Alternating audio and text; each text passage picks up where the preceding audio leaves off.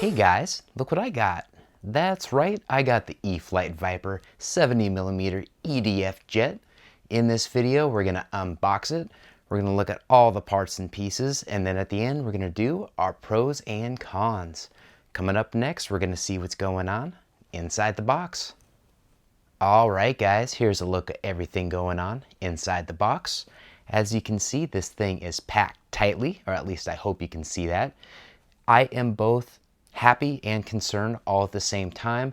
This box is much smaller than I thought it was going to be, which is a good thing. That way it's easy to store. The box is also lighter, so I'm very hopeful that this thing is not going to fly like a tank. And by all descriptions that I've heard, it does not. So that's awesome. Coming up next, we're going to take a little closer look at this pack job. Okay, so here we are, taking a look at things here. Oh, wait a minute, I think I see something here. Oh man, I think we've got a scuff right there on top of the canopy. Interesting. All right, so I'm going to take everything out of the box here, and we're going to take a closer look at that and everything else. All right, here's a tour of the underside of this plane. See that digital camo right there?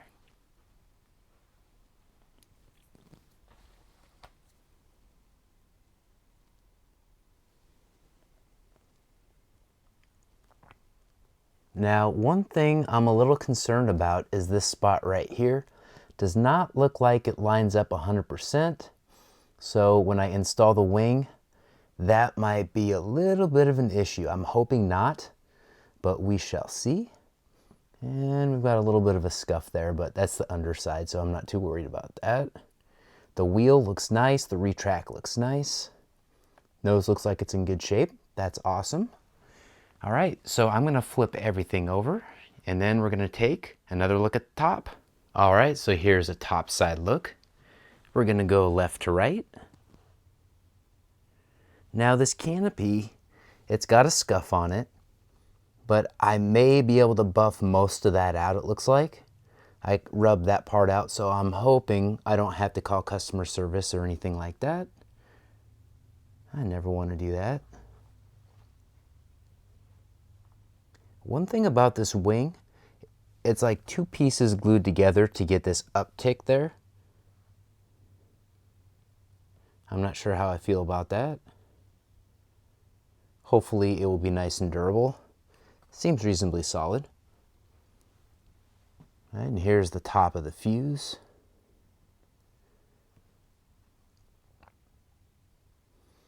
Nose looks pretty decent. And here's a quick peek inside the canopy. Very cool. All right, guys, so when we come back, hopefully I'm going to have this thing all put together, and that's coming up next. All right, guys, this is what this looks like all put together. It is pretty darn cool, I must say. Of course, my preference is for this to be a little bit different scheme, but it is what it is, as they say. And one of those is what it is sorts of things is this gap in the canopy. Another one of those things is this rat's nest for the wires. And of course, this battery right here is what I'm going to be using for a flight battery. It's the only 6S pack I have that gives me the clearance. And even with this battery out of here, I still have that gap there. It's like some of the foam got shaved down here for some reason. It's not the same way on the other side. But that's all right. All right, so when we come back, we're going to test the control surfaces, the motor, and probably the retracts. So stay tuned, guys. All right, guys, we're going to do some quick tests right here. I set this up by the manual, and that's what I'm going to fly it by, although I will be flying it on 100% rates with the elevator to make sure we get up in the air quickly and easy. Get a quick rotation. Everything seems to be working just fine. Very cool. And I set the flaps up by the book.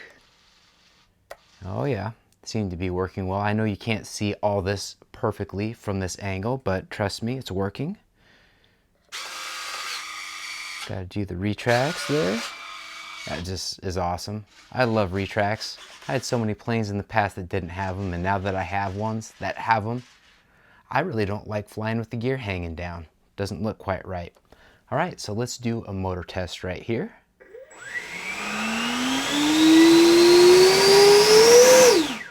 Woo! All right, so that last little bit, it literally pushed my headboard back, and that was a fraction of the throttle.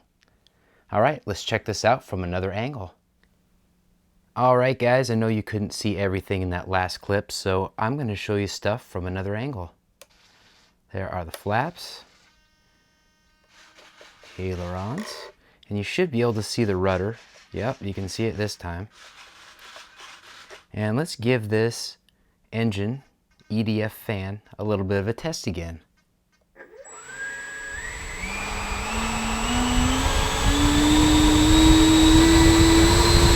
Yeah, we had the camera rocking there. That is awesome. All right, guys, coming up next are the pros and cons.